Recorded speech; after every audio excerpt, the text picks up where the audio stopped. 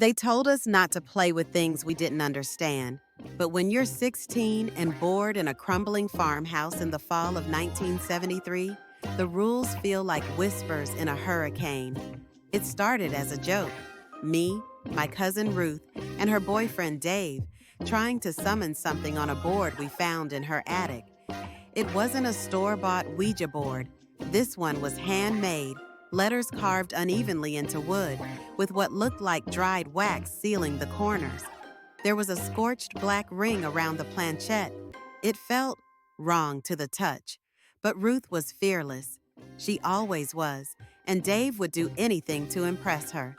So we lit candles, shut the door, and sat in a triangle around the board, our fingers just barely touching that cursed piece of wood. The first few questions were a joke. Is anyone there? What's your name? Do you want to hurt us? Nothing happened. Then the room got colder.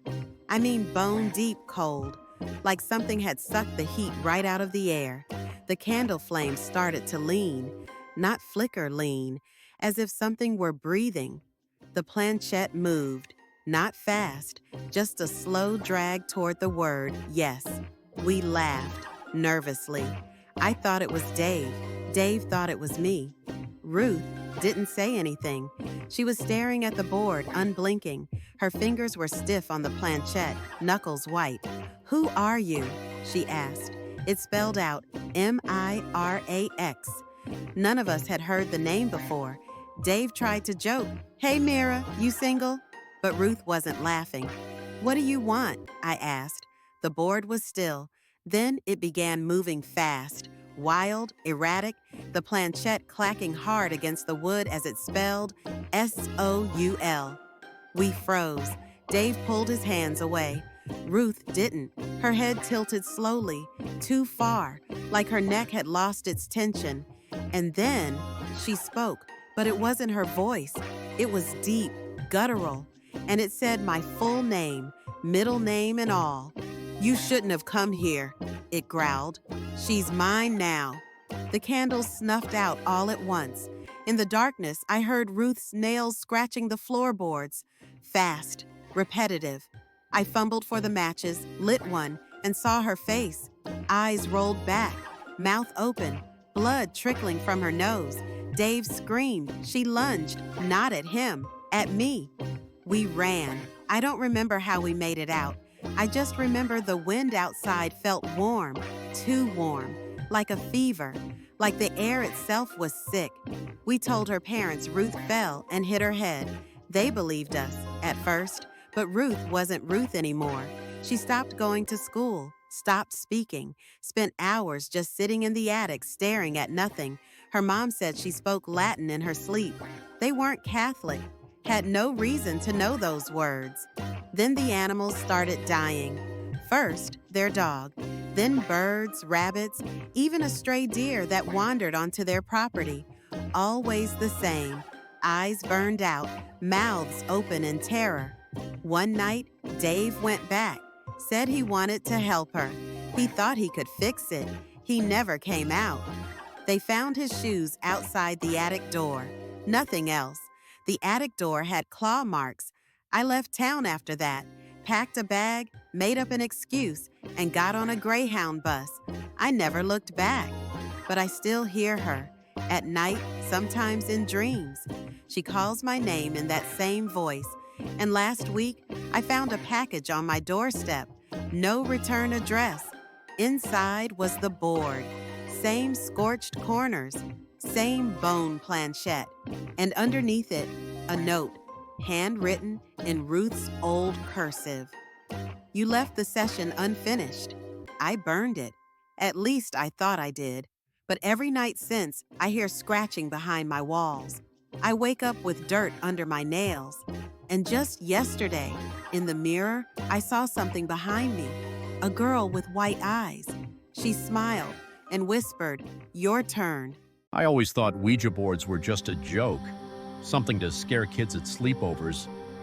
I was wrong. I was so wrong. It started last Saturday. We were helping Jordan clean out his grandmother's house. The attic was thick with dust, like breathing through a wet rag. Jordan found it under a pile of moldy blankets, a Ouija board. But not some plastic toy. It was carved from blackened wood, symbols burned into it, symbols I'd never seen before. The air around it felt heavy, like something watching. Jordan laughed, said we should try it. Chris joked about summoning demons. Mia hesitated. She didn't like it. I didn't either, but I didn't say no. We lit some candles for ambiance, Jordan said. The flames sputtered like they didn't want to stay alive. We sat in a circle, fingers on the planchette. Mia asked, "Is anyone here with us?" Nothing. I felt my heart hammering, and then the planchette twitched. Not a soft slide, it jerked to yes. We all yanked our hands back, swore we didn't move it. Jordan dared me to ask something. I whispered, "What do you want?" The planchette moved slower this time, spelling it out, Y-O-U. The candles flickered violently. I swear the shadows in the room leaned in closer. Chris fumbled for his phone. The screen was spiderwebbed with cracks. Mia's phone was completely dead. That's when we heard it. 3 knocks, loud, deliberate, from inside the attic door. We ran, didn't even think. We left the board sitting there, open. That night, I woke up choking. It felt like something was pressing on my chest. When I finally gasped for air, I saw it, a figure, at the foot of my bed, crouched, watching. It melted into the shadows when I turned on the light, but every night, it came back. Mia called me the next morning, hysterical. She said something clawed at her window all night, 3rd floor. Jordan said he heard footsteps upstairs, but he lives alone. We tried burning sage, saying prayers. It just made it angry. 3 days later, Chris was dead. They said he fell from his balcony, said it was an accident.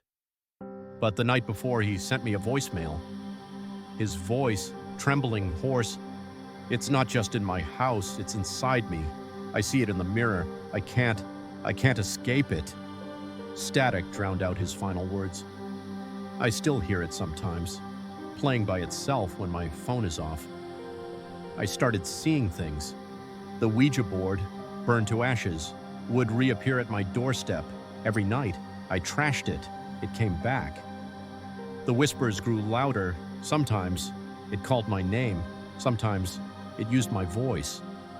I stopped sleeping, stopped eating. Mirrors distorted my reflection, showed me grinning when I wasn't. Cameras picked up figures behind me. Claw marks appeared on my walls, on my skin. No one believed me. Not even Jordan, until he disappeared too. Tonight, I saw it fully. Not a shadow, not a ghost. Something ancient and hungry. It whispered one final message. Time's up. I'm recording this because maybe someone will listen, maybe someone will survive. If you ever find a Ouija board, don't touch it, don't talk to it, don't even look at it, because once you do, it never lets you go. I've never told anyone this story before. Not seriously, at least. I joked about it once at a party, laughed it off. But every time I sleep in that room now, I keep the lights on. It happened during my first year at college. I was living in an old dorm building, one of those red brick ones built back in the 50s. My room was at the end of the hall, farthest from the elevators. It was small, just a single bed, a desk, and a closet that always creaked, no matter how tightly I shut it. One night I couldn't sleep. It was late, like 2:30 a.m., and I was scrolling Reddit. You know how you fall into those rabbit holes? I ended up on a thread about Ouija boards. People were posting stories about weird stuff happening. Doors slamming, lights flickering, voices whispering, total creepypasta stuff. Then someone commented, "You don't need a board, you can make one." I don't know what came over me. I wasn't high, I wasn't drunk, just bored and curious. I tore a sheet of paper out of my notebook, wrote down the alphabet, numbers 0 through 9, and yes and no in the corners. I cut out a plastic tab from a water bottle to use as the pointer. I lit a candle. Dumb, I know, but it just felt right. I sat on the floor, placed my fingers on the tab, and asked, "Is anyone here with me?" Nothing happened. I asked again, still nothing. Then, just as I was about to quit, the tab moved, barely. I thought maybe it was my breath or the floor shifting beneath me, but it moved again. It slid to yes. I froze. "What's your name?" I asked. Slowly, painfully slowly, it spelled M-A-R-A. I remember my blood running cold. The name felt familiar somehow, like I'd heard it in a dream or a nightmare. I asked, "Were you a student here?" It slid to yes, then 1956. My heart started pounding. That was the year this building was built. Then I asked, "How did you die?" The pointer moved faster now, B-U-R-N. I stared at the board. "There was a fire?" I asked. "Yes." I asked where. The pointer moved to ROOM 613. That was my room number. I felt the temperature drop. The candle flickered, then snuffed out on its own. No wind, no draft, just gone. I shot up, turned the light on, and crumpled the paper. I told myself it was a trick of the mind, like automatic writing or micro movements. But I couldn't sleep. I Googled the dorm, and yeah, there was a fire. A girl died in 1956. Her name was Marilyn, or Mara for short. She fell asleep with a candle burning. The room caught fire. She was trapped, burned alive. And the worst part? The article said she was trying to contact her dead boyfriend with a homemade ouija board. That night, around 4 a.m., I finally drifted off. But something woke me up. Not a sound exactly, more like a pressure. My ears were ringing. I looked toward the closet, and I swear to God it was open. I had closed it. I always closed it. There was something inside, not a figure, not a shape. Just darkness, deeper than the rest of the room. I stared at it, and then I heard it. A voice, soft, barely a whisper. "Help me." I turned on every light I could, slept with them on until the sun came up. The next day, I told my RA I needed a room change. I made up a story about noise from the hallway. They moved me 2 floors down, but here's the thing. Every time I pass that old room, I still feel it. That cold, that pressure, like something's waiting. A few months later, I checked the room number again just to see who'd moved in, but there was no 613 listed anymore. They'd taken it off the dorm registry. I never saw anyone come in or out of it again. Sometimes I think about burning that paperboard I made, but I can't. I don't know why. It's still in my drawer. Sometimes it moves. Don't forget to like, comment, and follow.